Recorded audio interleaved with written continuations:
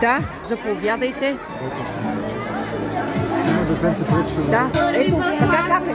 Кажете как е. Госпожа Донка Янакиева. Точно ми влиза първо лако.